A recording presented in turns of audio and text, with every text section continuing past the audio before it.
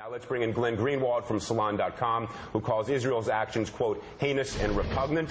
And well, let me just ask you, you have ships approaching Gaza, controlled by Hamas. Hamas is a terrorist organization. Israel did, I don't think this is disputed, offer to have the ships inspected if there was no contraband on board, let the ships continue on to Gaza. Why was that not a reasonable offer, and why can Israel not intercede to stop the flow of contraband?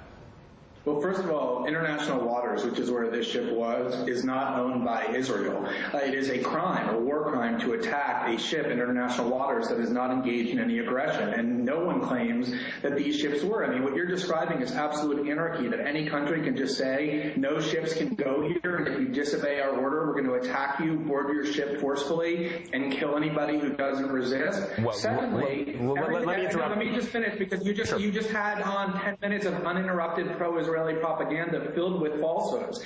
The blockade is one of the most brutal and inhumane blockades we've seen in the last generation. Look at UN reports that are objective, not Netanyahu aides, that say that 60% of the babies in Palestine have anemia, 65% of the population is food insecure. The entire Palestinian economy has collapsed as a result of this blockade. Israel routinely refuses to permit all sorts of imports, including food, chocolate, French fries, anything but the barest necessities to keep those prisoners, which is what they are. Glenn, let me just, I hear, Glenn, hold on just one second. Let's go back. Ruth Wedgwood, who is really a top-flight intellect and scholar of international law, said that nations that are at war are permitted in international water to enforce a blockade and to check to see if contraband is on board. Now, nobody has said that Israel has prevented humanitarian materials to flow through to Gaza. You may be saying there's not enough. I just said that. The UN has said that. Well, everybody says that. Israel constantly prevents humanitarian aid from going through to Gaza, and that's why this claim of, oh, you just give us the cargo and we'll take care of it for you is an absolute and absurd joke. For the last 3 years, the Israeli Prime Minister's aide, top aide, when the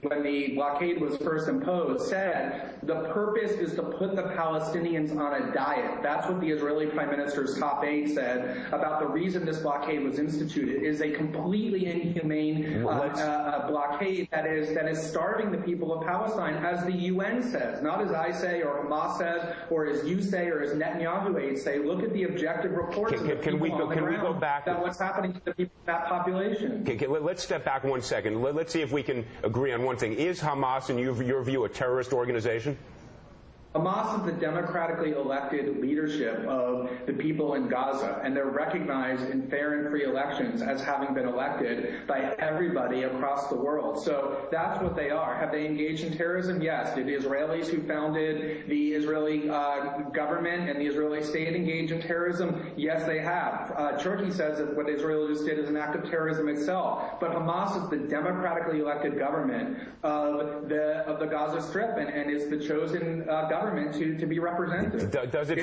Has Israel been brutally occupying the Palestinian people for the last 40 years? Have they or haven't they? Does it affect your analysis that Hamas... They have. Then hold on a second. Does it affect your analysis that Hamas has as its stated policy the destruction of the state of Israel? And in fact, Egypt as well is blockading Gaza and Hamas, because Egypt as well views Hamas as a terrorist organization. So both Israel and Egypt here are agreeing that only humanitarian materials should go through, and both have a stated objective to prevent war material from going through over this border by land or by sea. What you're referring to is the Egyptian dictator that is the leading recipient of U.S. aid, several billion dollars a year, right after the Israelis. So yes, the Israeli dictatorship, along with the Israeli government and their patrons in the United States, all agree that the people of Gaza should be suffocated and closed off into a prison.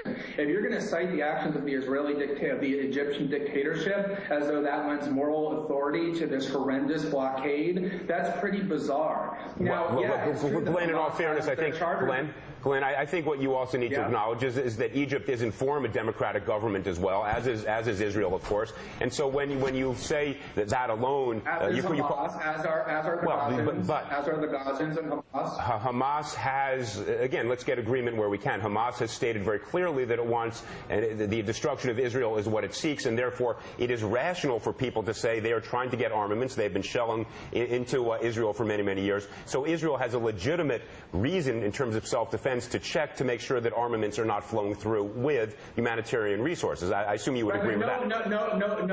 Nobody ever claimed or thought until today that those ships had arms, and they didn't have arms. Not even the Israeli government claims they have arms. Everybody knew that the purpose of that flotilla was to try and deliver humanitarian aid to the Palestinian people, which is not being allowed to pass through by the Israeli government, as a means of dramatizing what the Israelis are doing to the Palestinians. That was the entire purpose of that flotilla. Nobody ever claimed, oh, this is a terrorist organization trying to deliver arms. That is an absolute after-the-fact lie, and the entire world knows it. Okay, and I think what's so interesting is you can have as many Netanyahu aides on your show as you want, but the entire world outside of the United States is condemning Israel. Democracies and dictatorships all over the world doing so. Glenn, look, I appreciate your participating. I think there are starkly divergent views here about both the morality and the legality of what we are seeing. I think to a certain extent you assume your conclusion when you say there are only humanitarian material are on those ships.